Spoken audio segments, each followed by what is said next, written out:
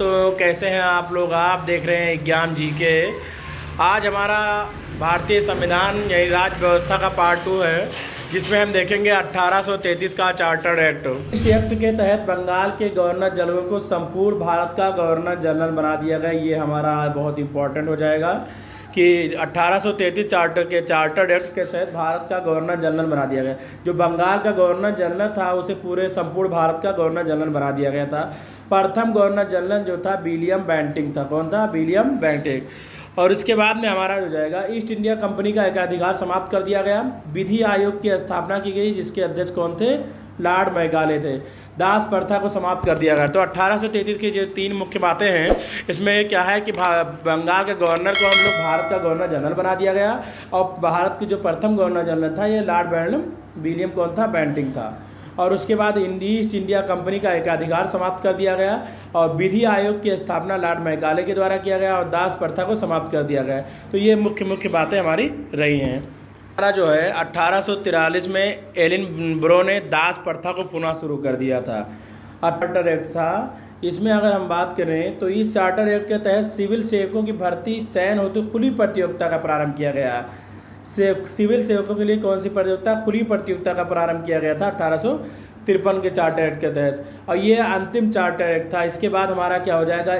1857 की क्रांति east India company के का हुआ था। 1857 में जो हुआ था क्रांति, वो ईस्ट इंडिया कंपनी के शासन का अंत हुआ था। इसमें जो है 1857 में ईस्ट इंडिया कंपनी का शासन का अंत हो गया था। और ये जो 1853 का जो चार्टर एक्ट था, ये भारत का क्या नाम, ये अंतिम चार्टर एक्ट था। अगला अगर हम बात किया जाए तो 1858, ये क्या है? 58 हो जाएगा हमारा, ये 57 नहीं 58 का भारत शासन अधिनियम महारानी विक्टोरिया का इलाहाबाद घोषणा पत्र लॉर्ड कैनिंग ने 1 नवंबर 1858 को सुनाया था। इसके अंदर क्या क्या प्रावधान हुए? भारत शासन अधिनियम शुरू हो गया था, यानी GIO। तो ईस्ट इंडिया कंपनी का शासन क्राउन हाथ में चला गया। ईस्ट इंडिया कंपनी का जो शासन था वो क्राउन के हाथ में चला गया। और उसके बाद में हमारा जो है लॉर्ड कैनिंग को भारत का प्रथम वायसराय बना दिया गया। भारत परिषद का गठन किया गया। इसमें हेड भारत का सचिव होता था। इसमें 15 सदस्य अलग से होते थे। और मुगल सम्राट का जो पद था वो ख़त्म कर दिया गया और यानी BOD और BOC का एंड कर दिया गया। और BOD और BOC आप लोग जानते ही हैं, बोर्ड ऑफ डायरेक्टर और बोर्ड ऑफ कंट्रोल का, ये क्या नाम, इसमें ख़त्म कर दिया गया। आप लोग इसको बताएंगे इसकी शुरुआत कब की गई थी। अगला 1861 का भारत परिषद अधिनियम की बात किया जाए तो विभागीय प्रणाली की इसमें क्या हुई थी? शुरुआत हो गई थी। विभागीय प्रणाली की क्या हुई थी? इसमें शुरुआत हुई थी विभागीय प्रणाली की। और अध्यादेश जारी करने की अनुमति प्रदान की गई, जिसकी अवधि 6 माह के लिए होती थी। और उसी के समय क्या हुआ? प्रथम बजट का प्रस्तुत किया। जेम्स विलियम्स ने प्रथम बजट को प्रस्तुत किया था उस समय 1861 के भारत शासन अधिनियम के समय। और इसकी तारीख जो थी 7 अप्रैल 1860 को। 1892 का भारत परिषद अधिनियम की बात किया जाए तो इसमें प्रत्यक्ष निर्वाचन प्रणाली की क्या हुई? प्रत्यक्ष निर्वाचन प्रणाली की क्या हुई? शुरुआत की गई थी इसमें।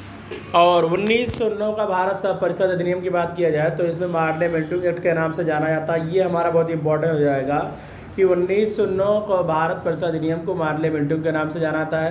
सांप्रदायिक निर्वाचन प्रणाली की शुरुआत हुई, यानी मुसलमान काजी शामिल हुए। ये मुसलमान काजी की शुरुआत इसमें हुई थी। और अगर अगला बात किया जाए इसमें तो फर्स्ट भारतीय विधि सदस्य जो था सर कौन थे? तो इसमें हमारा सही जवाब हो जाएगा क्या है? सत्येंद्र सिन्हा जो थे। और उसके बाद रहे नाग के दांत बो रहे हैं, जिसका क्या है? इसका फल भीषण होगा। और गांधी जी ने इससे सर्वनाश करने वाला एक्ट कहा था। और गांधी जी ने भी इसी को कहा था, हम नाग के दांत बो रहे हैं, इसका फल भीषण होगा। और गांधी जी ने इसको सर्वनाश करने वाला एक्ट कहा था। 1919 भारत शासन का अधिनियम देखा जाए तो इसमें मैंगटो चेम्सफोर्ड एक्ट के नाम से भी जाना जाता है। और इसको जो कि भारतीय मांगटेव जो थे ये क्या थे? ये भारतीय सचिव थे। और चेम्सफोर्ड ये वायसराय थे। क्या हुआ कि प्रांत में द्वैध शासन की व्यवस्था की शुरुआत की गई।